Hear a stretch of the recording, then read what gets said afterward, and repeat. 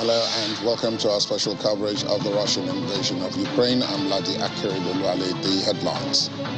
Ukrainian President Volodymyr Zelensky says only Russia could use nuclear arms in Europe. U.S. official says Russia's purported fears of Ukraine using a dirty bomb are transparently false. And French President Emmanuel Macron says there is still a chance for peace in Ukraine.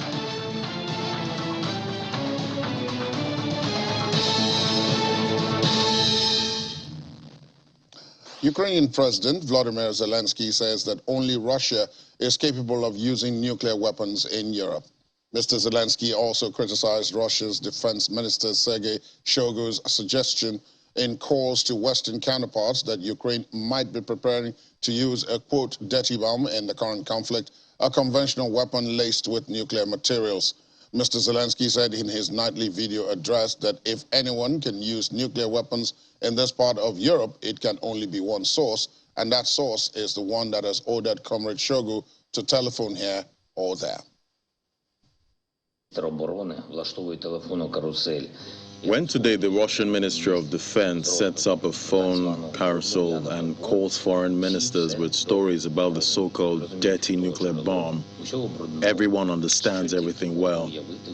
They understand the source of all the dirty things imaginable in this war. It is Russia that started nuclear blackmail at the Zaporizhzhia NPP. It is the trajectory of Russian missiles that goes, among others, over the Ukrainian nuclear objects. These are the Russian troops who have mined the dam and aggregates of the Kakhovka hydroelectric power plant and are blackmailing with blowing it. It is Russia that uses phosphorus munitions, banned anti-personnel mines, and the entire range of weapons against civilian infrastructure.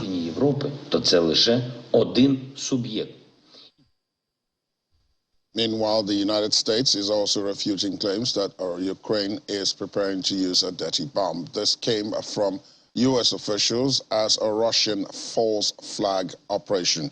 The allegation from Russian Defense Minister Sergei Shoigu came during a phone call with U.S. Defense Secretary Lloyd Austin yesterday, the second call in 3 days between the two top officials. The Russian Ministry of Defense said the two discussed the situation in Ukraine but did not provide further details. It was Mr. Shoigu who initiated the phone call to Mr. Austin, according to the administration official. A second official familiar with the conversation said Mr. Shoigu made the claim about the planned usage of a dirty bomb, a weapon that combines conventional explosives and uranium. That claim, which the Kremlin has amplified in recent days, has been strongly refuted by the U.S., Ukraine, and the United Kingdom as a false statement. Mr. Shoigu has made similar comments to his French and British counterparts as well. 2 pilots have been killed after a Russian military jet crashed into a residential building in the Siberian city of Irkutsk. Officials say it is the second such fatal incident in 6 days involving a Sukhoi fighter plane. In a post on Telegram, Irkutsk's governor, Igor Kobzev, said the plane crashed into the 2-story house in the city. He published a video showing firefighters clambering over the wreckage and directing jets of water at the still smoldering rubble. According to the governor, no one on the ground was hurt. Officials said the plane, on a test flight, crashed into the apartment block in the southern city earlier on in the day. Last Monday, a Sukhoi Su-34 had crashed into an apartment block in the southern city of Yeysk near Ukraine, and at least 15 people were killed in that incident. Authorities had said initial investigation of that disaster, in which the pilots ejected, pointed to a technical malfunction of the aircraft. Videos of this Sunday's incident showed the plane dived almost vertically before crashing in a fireball, sending dense black smoke into the sky. Mr. Kapsev said 150 nearby homes were without electricity and work was underway to restore power. Russia's State Investigative Committee has launched a criminal investigation into the violations of air safety rules. And 2 overnight explosions also damaged residential buildings in the southern Ukrainian port city of Mykolayiv. The city's mayor says a Russian S-300 missile hit the top floor of a residential building, adding that several missiles had been fired. No deaths were, however, reported. Residents of the damaged building had said they heard two very loud explosions. Authorities say one man was slightly injured by a window shrapnel, and a heating pipe carrying hot water was also damaged.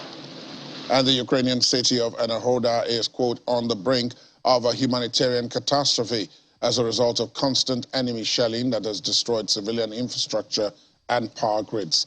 That's according to the city's mayor, Dmitry Orlov, who says that repeated Russian strikes on his city have prevented quick emergency and restoration work.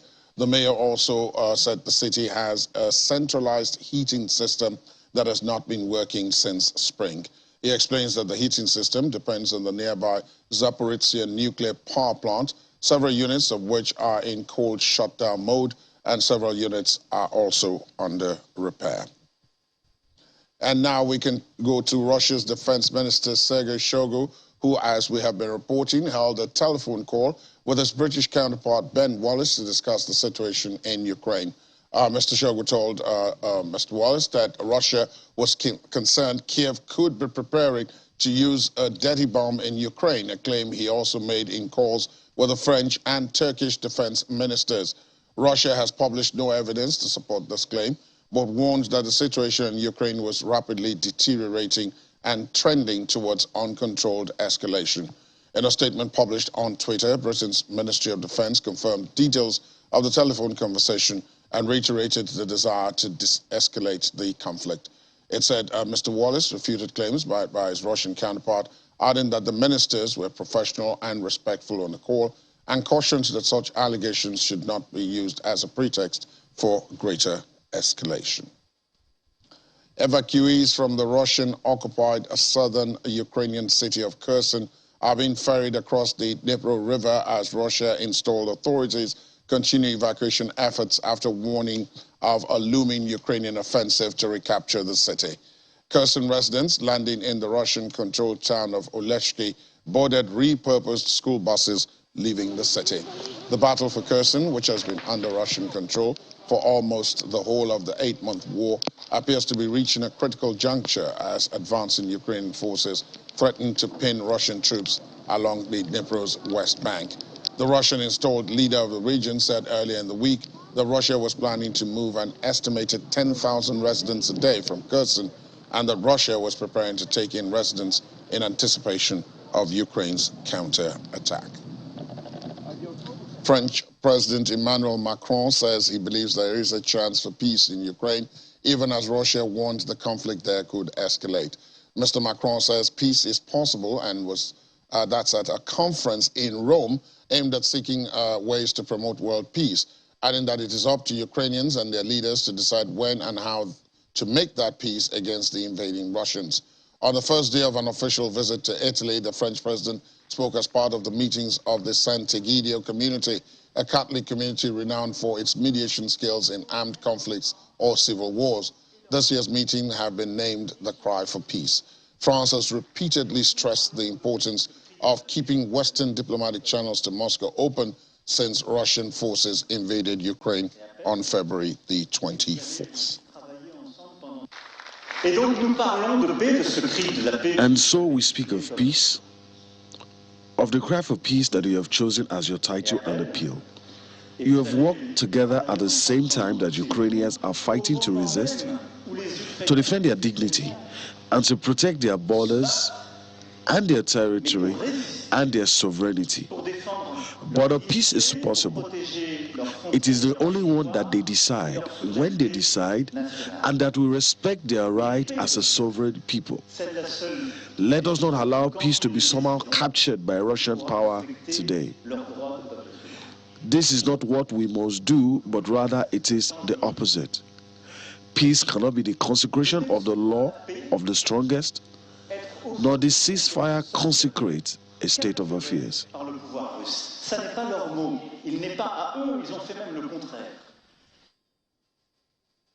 If Republicans win the House of Representatives in the midterm elections, their pledge is to take a hard look at the money the United States is spending to help foot the bill to the tune of billions of dollars in security aid for Ukraine's defense against Russia's invasion. Kevin McCarthy, who would likely be Speaker of the House in January if Republicans win in November, still supports U.S. aid. But if Republicans win the House, he said there will be no more blank checks. President Joe Biden had said Mr. McCarthy's comments show that today's Republicans have no sense of American foreign policy. China's President Xi Jinping has secured a historic third term as the Communist Party's leader, cementing his place as the nation's most influential ruler since Mao Zedong. The Central Committee of the Chinese Communist Party, CCP, elected Mr. Xi as its General Secretary for a precedent-breaking 5-year term yesterday, tilting the country decisively back towards one-man rule after decades of power sharing among its elite. His third term as China's president is due to be formally announced during the government's annual legislative sessions in March next year. The CCP also named a 7-man Politburo Standing Committee led by Mr. Xi, its inner circle of power dominated by the party leader's allies. Mr. Xi introduced the new lineup, walking at the head of the group as he led them onto the stage at Beijing's Great Hall of the People overnight. Let's talk to Dr. David Stone, Professor of Russian Studies, Strategy and Policy Department at the Naval War College in Rhode Island in the United States. He joins us, of course, virtually. Good morning to you, Dr. Stone. Thank you for your time. Good morning. My pleasure. Let's start off where you are in the United States.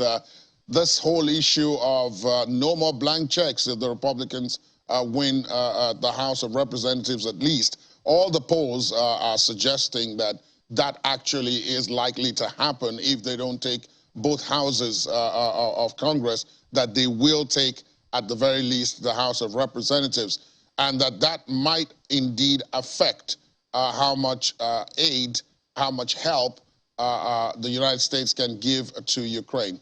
Do you think this is correct? So, speaking only in a personal capacity, not in any official way, that is certainly possible. There are elements of the Republican Party in America that are much more negative towards Ukraine and lean more towards Russia. That said, the Republican Party is split. There are a large number of Republicans who are still in favor of continued aid to Ukraine. So I think we might have more debate over the question of aid to Ukraine, but I'm not yet convinced that it would mean a cutoff of aid to Ukraine. Certainly, Republican rhetoric stresses the need for economy and for responsibility in spending. So I'm not sure how much of this is intent and how much is just political posturing. There is, of course, I mean, there's a link between that and the economic situation within the United States itself, because some of the arguments have suggested that perhaps it shouldn't make sense to be giving Ukraine billions of dollars. At the last count, almost $20 billion over the last couple of years, particularly speeded up during this conflict. And then, yes, the U.S. is still having huge debt and economic crisis, as well as higher prices, which are hurting the poor. So in that sense, that could have political traction, couldn't it? It could, though I would say that if we wait for perfection before we do anything outside a country's borders, that will never happen. There are always going to be problems. There's always going to be spending priorities at home. That doesn't necessarily rule out spending money on foreign policy as well. And in the end, I think that both parties agree generally on the need to continue assistance to Ukraine. Because there will be others who will be watching this very closely. The United States has been in the lead of aid to Ukraine, of support to Ukraine, but there will be others. For the second, incidentally, the second country that has been in the forefront is the UK, and the UK is also having its own political crisis at the moment. So there will be a lot of other countries in Europe who, prior to now, you know, we're not too sure of how to go about this and would begin to think that perhaps, you know, Ukraine could be toxic if you take the British and the American examples. So that is certainly possible, though I think what's important to keep in mind is there has been a remarkable degree of consistency and consensus on aid to Ukraine over the last 10 months. It has been quite striking. There's always the possibility of a political breakdown or a disagreement on the question. But thus far, there's been real consensus, and that has not been shaken by a whole series of elections. The Italian government had an election and put in a new right-wing government, and that government has continued its support for Ukraine. So while it is certainly possible that domestic political concerns could undermine support, it hasn't happened yet, and I'm not sure that it will. Let's go to the other side now, where you have the Russians. One of their key allies, even though not overt at the moment, is China. And as expected, President Xi all but secured a third term in office, a precedent-breaking third term in office yesterday. And the Central Committee, Politburo Standing Committee, is filled with his loyalists. There was so much made about his predecessor being walked out of the meeting over the weekend. That's Hu Jintao. But now he is in complete control and probably freer to pursue policies that he believes are in China's interest. That is certainly true. I mean, Xi Jinping held an enormous amount of power before this Congress. And so I'm not sure whether this Congress actually changed his level of power or simply sort of put a stamp on it. But it's not clear that he sees greater support for Russia as in Chinese interests. China has been lukewarm in its statements of support for Russia since the war began. No one wants to back a loser. And Russia's military performance has been very underwhelming in this war so far. I'm not convinced that Xi wishes to help Russia more, and I'm not convinced that his new position within Chinese politics after this party Congress will change anything about the way China has been approaching its policies towards Russia and Ukraine. There's simply, I mean, in the analysis, there simply is a tie between what is happening with Russia and Ukraine in Chinese eyes and what China wants to do with Taiwan. And it is in that respect that one is looking at what President Xi's position is now.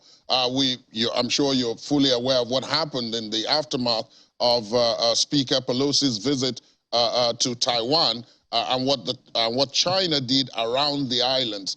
And since then, the statement has been reiterated, including at this Congress that we're talking about, that China is never going to renounce the possible use of force to reunite Taiwan with the mainland. So it is in that context that I was asking, you know, if Mr. Xi's power now, virtually untrammeled and unopposed, would make that more likely.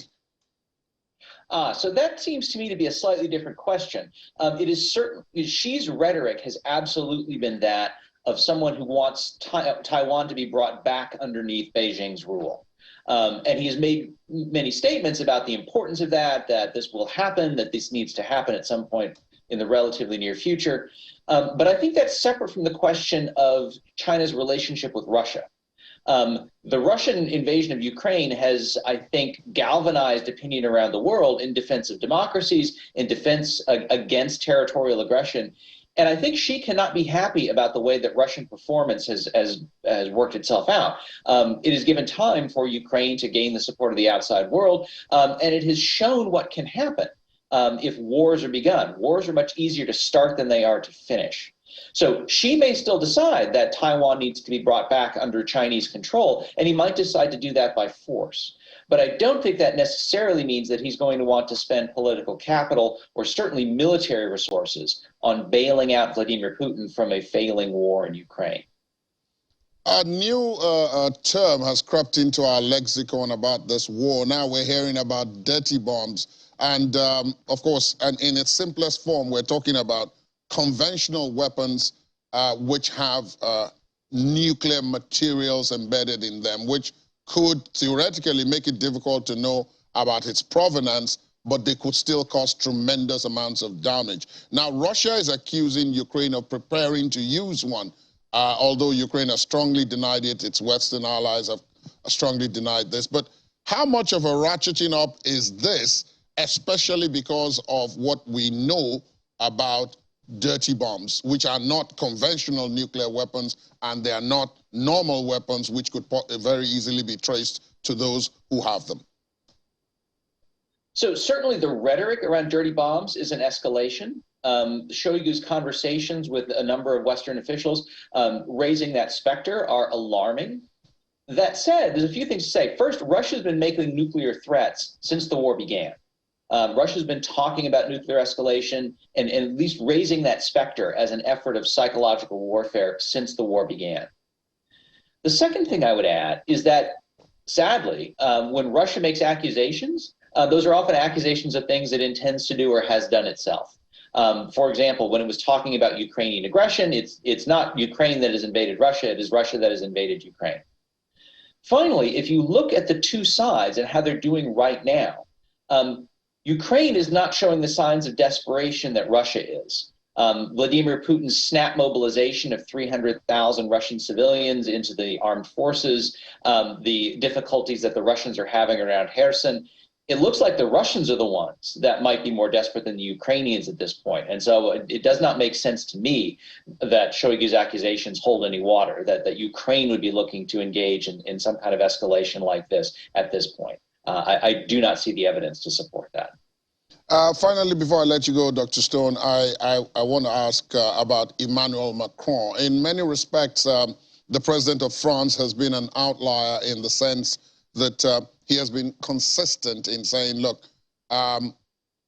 isolating Vladimir Putin doesn't quite work, in his view, towards resolving this conflict. And he has been consistent about that. He has had several communications with Mr. Putin during the course of this conflict. And he's repeated that again at this event in Rome over the weekend.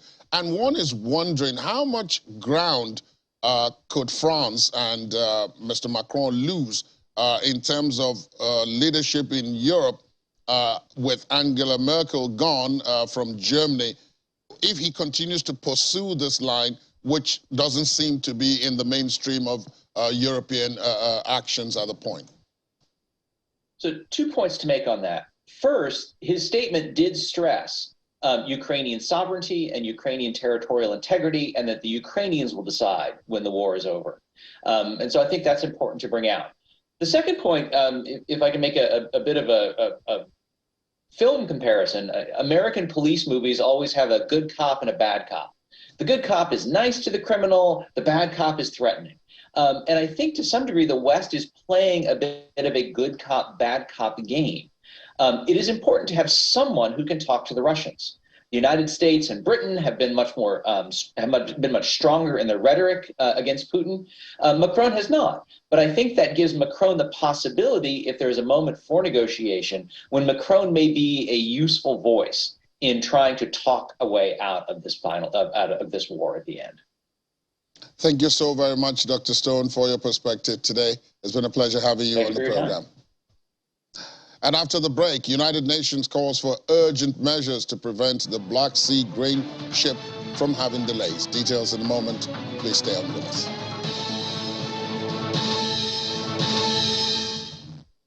Thanks for staying tuned. Welcome back. The United Nations Political Affairs Chief, Rosemary DiCarlo, says she was, quote, gravely concerned about the destruction of critical energy infrastructure in Ukraine, and said, combined with soaring gas and coal prices, the deprivation caused by these attacks threatens to expose millions of civilians to extreme hardship and even life-endangering conditions this winter. According to the Ukrainian government, 30% of energy facilities have been hit since the 10th of October. Ms. DiCarlo was briefing the Security Council alongside the resident humanitarian affairs coordinator for Ukraine, Denise Brown, who said damage to power and thermal plants means that life will be even harder for the already vulnerable, including elderly people and those with disabilities. Is gravely concerned about the destruction of critical energy infrastructure, such as power plants. According to the Ukrainian government, 30% of energy facilities have been hit since 10 October.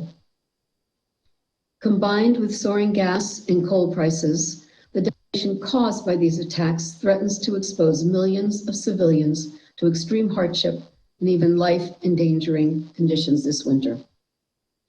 To be clear, under international humanitarian law, attacks targeting civilians and civilian infrastructure are prohibited.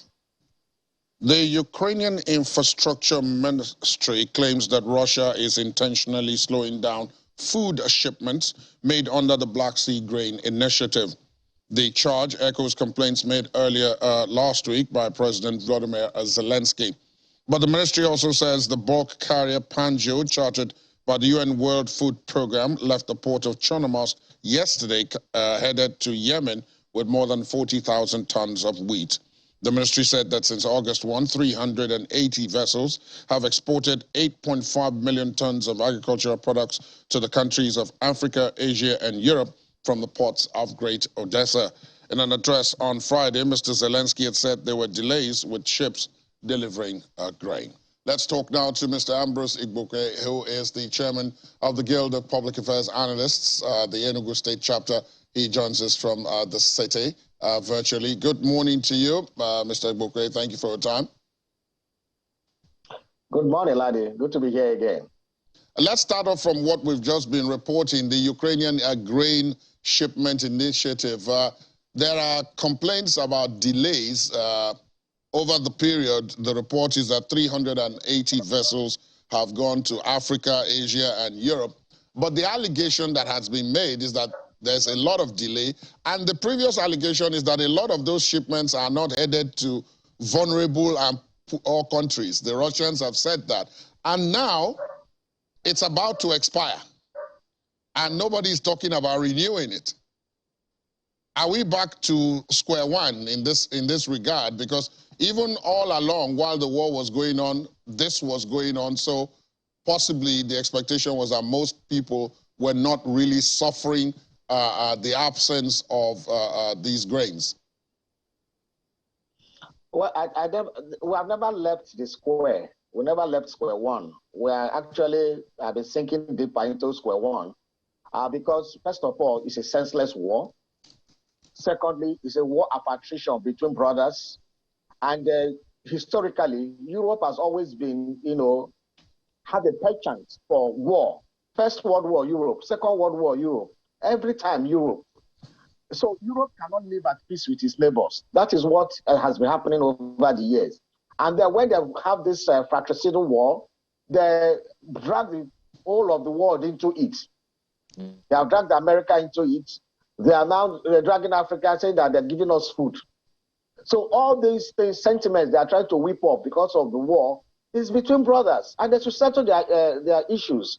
So they have never left the square one. They are putting us in front of hardship because the world global trade is being affected, especially when it comes to grain, by this senseless war. So the Europe has not really played the civilization role in the 21st century. And I think it's something they should sit down and think. Well, it does appear as if one of the other things that will affect us, Mr. Igboke, is this issue of the possibility of use of a dirty bomb, which is not completely nuclear, but is not completely normal. It's not a conventional weapon, and because it is described as dirty, there can be doubts about who used it or where it came from, which is why it's being called dirty, part of the reason why it's being called dirty. Again, this feeds into the narrative you described earlier about situations breeding other situations, which then draw in more and more people. First of all, the war is a dirty war. It's a war of proxy fights. America is using Ukraine as a proxy war for Russia. Russia also sees what is happening in Taiwan with China. They don't want that being repeated in their own near territory. Unfortunately, Ukraine is the pawn. Ukraine is just being agreed to be used as a pawn in the chess game. I think Ukraine should stand up for its own independence and be able to negotiate this as a foreign nation. Because right now, America is using Ukraine, Russia is using Ukraine, NATO is using Ukraine. So Ukraine may be used and dumped in the long run. Because look at what America is happening now. The dirty bombs are going on in Ukraine and Russia, accusing themselves of dirty bomb. There's a dirty bomb going on in gas trade. America is selling gas to Europe at 3 times the cost of what is being sold by Russia to the rest of Europe. So who is playing dirty? So whether dirty bombs, physical bombs are being used, propaganda and counter-propaganda is being used. Then the dirty politics is going on, and some European leaders have coming to, they cannot come openly to say this war is even senseless. How do we end it? America is talking tough on his own side because America is not even affected directly by it. They are far away. So I think the whole thing is dirty. The dirty war, the dirty bombs, the dirty politics, the dirty economics of all of it. And I think it is time to really sit down and negotiate this war. Winter is coming. We are talking about energy crisis. It is somewhere of a dirtier business when lives are put at stake because of the cold of winter and there's not enough gas to heat the people during winter. It's going to be more devastating than even the dirty bombs approach we are talking about here. So all these are mixed. So much propaganda in the media, you don't even know which one is the truth. From the Western media and from the Russian media, everybody is trying his best to outplay the other in terms of the politics of propaganda. So at the end of the day, we lose. The world loses. The Russians have been killed. Ukrainians have been killed. Who are those being killed? Citizens, ordinary citizens like you and I, in those countries. And the political leaders are sitting down pretty well in their palaces and in the government houses and having tea in round tables and discussions. They don't have in Rome, in the United Nations, in NATO, in different meetings they have. Why does ordinary masses suffer? So this is not the right way to go. People. Well, Mr. Bukwe, we seem to be having. In a bid to satisfy the ego of some political leaders in Europe or America or elsewhere in the world. Let's look at how to go about this. Incidentally, one of the leaders in Europe who seem to continue to say that, look, we need to end this, we need to negotiate and end to this, is the French President Emmanuel Macron. That position has not earned him praise from his other European leaders, perhaps because of some of the things that you have mentioned. But who do you think 8 months down the line, in fact, today is exactly the start of the 9th month of this war, who do you think is best positioned to begin the process of negotiating an end to this? What we have noticed in international diplomacy, especially since after the Second World War, has been that there's a bandwagon effect. And then it worsened when the collapse of Russia in the early 90s, and the collapse of the USSR in the early 90s. There has been a bandwagon effect that when America, United States of America, initiates a policy, initiates a drive, and they're very smart at pushing what they want, there's a bandwagon effect from Europe, from some European countries, the EU, and some other countries to jump into that. And that's what has been happening to European leaders. They have not really sat down to assess their own problem, the way at a solution, local solution to their problem, their own local politics. They just go to the whims and caprices of the United States. And that's what is happening. So it is good like somebody like Emmanuel Macron, who is a very strong voice in Europe, to come out and say, let's look at this, not with a single narrative as is coming out from the United States. Let's look at it in full perspective and see how we can have our own solution. Because the truth is that the United States of America cannot give the solution in Europe. And that is what European leaders have been struggling with. They cannot. They have to find a way of solving their own problem. They have to find a way of creating homemade solutions for Europe, for Europeans. And that is why, over the years, they have been used as tools in this game of chess. So, first of all, we have to give commendation to somebody like Emmanuel Macron, very young but very dynamic, and was able to speak out and say, look, wait a minute, can we take a second look at what is happening now instead of this bandwagon effect by every European? And then it is hitting hard on them. Remember that Germany just, its coal reserve was just, reactivated recently. With all the talk about climate change and the rest, they heated up their coal plants. So it goes to show that it's really biting in, and that Europe is desperate because winter is approaching, and somebody like Macron should speak up because the war is senseless. It's going on to the 9th month. It's almost going to a year. What are they even fighting for? And so this has no meaning. So the earlier it comes, as a mediator myself, I feel that the earlier they come to the negotiating table, to the mediation table, the better for all of them. Because at the end of the day, they will still come back to the round table. So why all this grandstanding? So the grandstanding I'm looking at is just for more economic power, for ego tripping and all likes. It is not for the interest of any advancement of welfare for the Ukrainians or for the Russians. Well, the Europe, as you said, of course, this is being fought in Europe. The visual that was on the screen while you were talking there is of another initiative of Mr. Macron's, the European political community, which is an attempt to bring together the Europeans, even those who are not in the EU per se, and those who are not in NATO, but to create a forum for all of them to discuss this matter, as you have said. But it seems as if the more people there are in the room, the less opportunity there is for there to be success. Europe has to define its own leaders. Europe has to define its own leaders, just like the other part of the Atlantic has decided its own leader.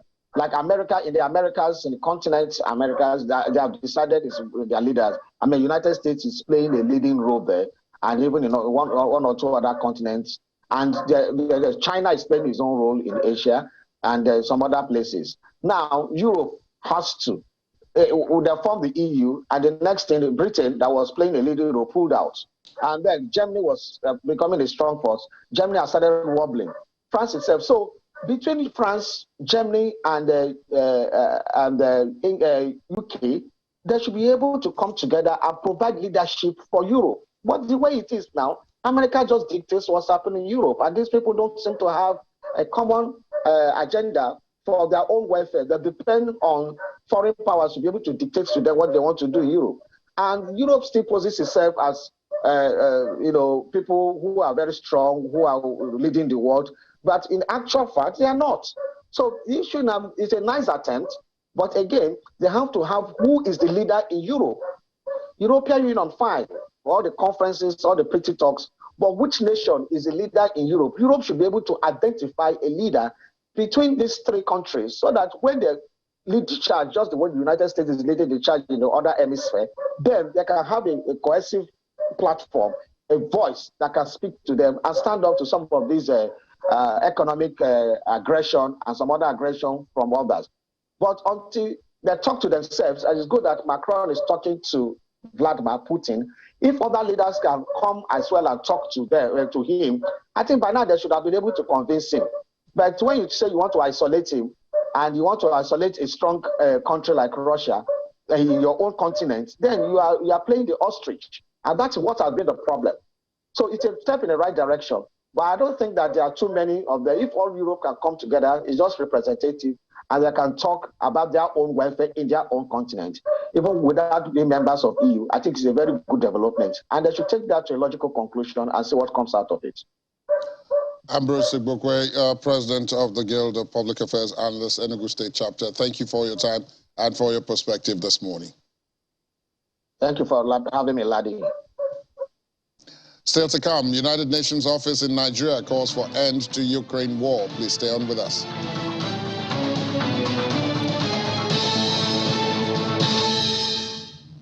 Thanks for staying tuned. The United Nations office in Nigeria is calling on member states to mobilize resources and end the wars in Ukraine, Ethiopia, and other parts of the world, as well as insurgency in Nigeria and the Democratic Republic of Congo. The call to end wars and other forms of violent crimes is the core of this year's United Nations Day, which has the theme End Racism, Build Peace. The United Nations Day is marked annually on October the 24th, that's today, to raise the consciousness of member states on the need to respect all peace agreements entered into, including the need to end wars. Officials of the United Nations and some heads of foreign missions in Nigeria gather in front of the UN building in Abuja to mark the 2022 United Nations Day.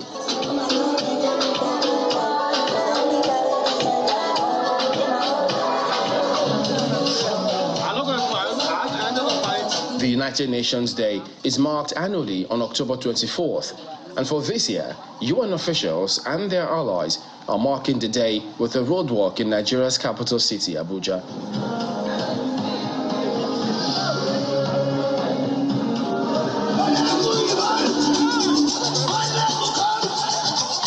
Officials say the 10-kilometer walk is part of global efforts to spread the message of unity and the need to end racism and war. We were all walking together and all walking forward. And I think that's really the message that underpins not just UN Day, but what we were doing here today, because walking together, all the more important for the international community to come together and work together to address these global issues. The United Nations member states have grown from 51 when it was established in 1945 to 193 member states. The UN officials in Nigeria are calling on these member states to mobilize the needed resources and end the wars in Ukraine, Ethiopia, and the insurgency in Nigeria. We want to call upon all of us to remember the commitment we made 77 years ago. And that's really the significance of this celebration. I would like to call upon the international community to use its power to end the war in Ukraine, the war in Ethiopia, the instability in Eastern DRC, the insurgencies in Nigeria. The United Nations has intervened and helped to stop wars and other armed conflicts around the world since its formation 77 years ago. And many who are marking the UN Day today hope that the organization will continue to do so in the years ahead. Let's talk now to Laddie Williams, who's got the update on the mundane business news. I always rub my hands together. I don't know. I guess it's a reflex. Hi, Laddie. Welcome. Uncertainty. This whole issue of the Black Sea grain. I was just talking about that with my last guest, and his view is that, look, we shouldn't even be talking about Black Sea Grain Initiative. We should be talking about stopping the war. But makes sense. As we've been reporting, it's close to expiration now. Oh, yeah. November 19. Yeah, so and close. Uncertainty. How is that coming across? So we know what brought about this deal. We saw how the war reduced the supply of grains to the global markets, and we saw how prices soared. But now those prices have come down with that landmark deal brokered by the UN and Turkey. But now it's time. The expiration time has come, and it remains to be seen if Russia is going to still, agree to extend it. Not extending it is bad for the global food market, because then we're back again, at square one. The food insecurity, the prices of wheat and all these grains, are going to soar, again. And Ukraine is still, accusing Russia of not implementing the deal to the latter, because they're working about 20 to 30% capacity. Yeah, which is the complaint that only 380 vessels have left in the last 2+ months. Exactly. So at the end of the day, there's still limitations, to this deal. But hopefully they're able to come to an agreement again to extend it, so that, because we already have problems, globally, especially with inflation, food inflation. We've seen how food inflation is the one driving the general inflation. Yeah, most of the inflation. So it's imperative that this deal actually is extended. If not, we're back again, and we're already seeing, inflation levels globally at this point. The ECB, the US, all of them coming in hot, even right here in Nigeria. The ECB is planning a huge hike, jumbo hike. to tame this. And already there are those who are saying, oh dear, this might be the deja vu moment, as it were, where we're going to be looking at straight recession. Yeah, the dreaded R word. It's back again, and they're raising rates globally. Central bankers, and they don't seem to, even though they care, about recession. Right.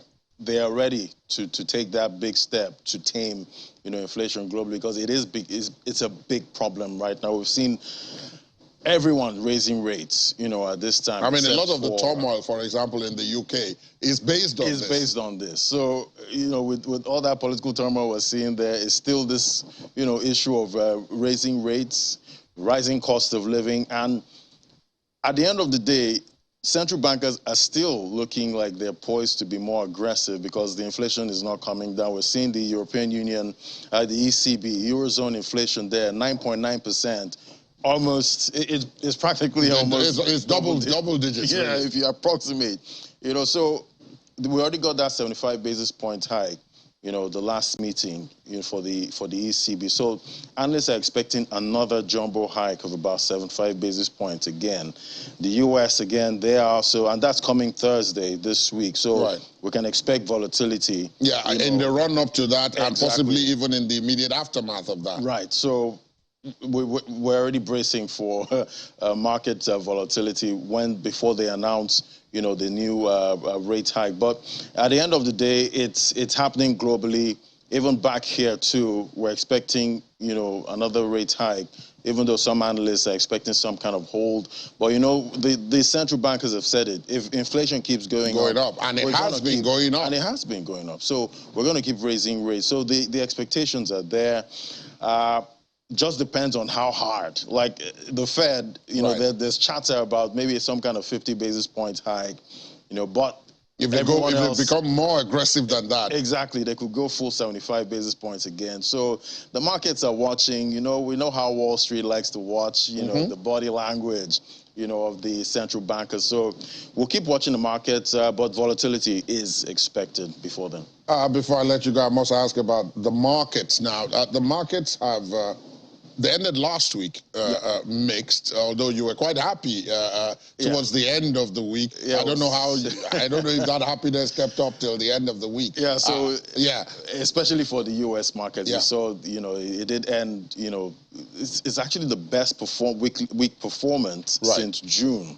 That's talking about the US market. That's right. All in the green. NASDAQ, the Dow Jones Industrial Average on the green. The Eurozone was quite mixed, though. We saw the FTSE, we have that. Of course, I mean, the turmoil, the political turmoil fed into that. Yeah. Exactly, and the pound. So it's we're still expecting volatility for this week, for most of these markets, because, the central bankers are going to start, giving us them. They start sharpening their knives. Sharpening their knives, to cut and raise all those rates. But interestingly, it's a different story in Russia.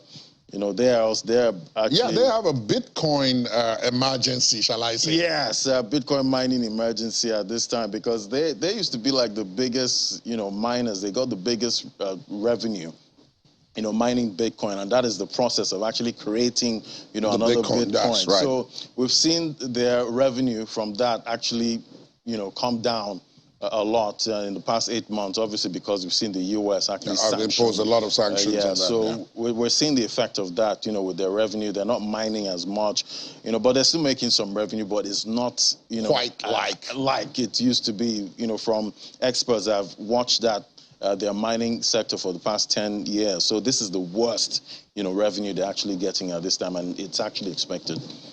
Indeed. Of course, there will be more details of all of this. Ladi will have those details on Business Morning, which follows this program. And then, of course, later you have Business Incorporated, which incorporates all the markets you talked about in Europe and in the US. For now, thank you, Ladi. Thank you. Let's take a quick look at some sports. Scotland's Celtic will attempt to claim their first victory in the UEFA Champions League Group F on Tuesday when they welcome Ukrainian side Shakhtar Donetsk to Celtic Park. The hosts come into this one on the back of a thrilling win away to Hearts, while the visitors enter the fray following a comfortable triumph over Kolos Kivalika. The Hoops need to defeat Shakhtar Donetsk on Tuesday in Glasgow to stand any chance of securing qualification to the Europa League knockout rounds.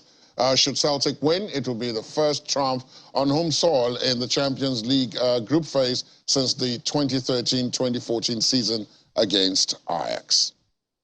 And finally, the First Ladies of Ukraine and Germany, Olena Zelenska and Ella Bolden-Bender, have launched a donation campaign for Ukrainian refugee children at the Frankfurt Book Fair. Better Time Stories has been an important project for Ms. Zelenska. She explained during the panel for the launch. She thanked Germany for its support of Ukrainian refugees, but lamented the fact that Ukrainian children, both at home and abroad, did not have a normal childhood due to the ongoing conflict in their country. Mrs. Bolden-Bender said that teaching children the language of their homeland, as well as that of their host country, was important in providing them a sense of belonging. Better Time Stories packages include 5 interactive Ukrainian-German children's stories that focus on the themes of comfort, love, and optimism.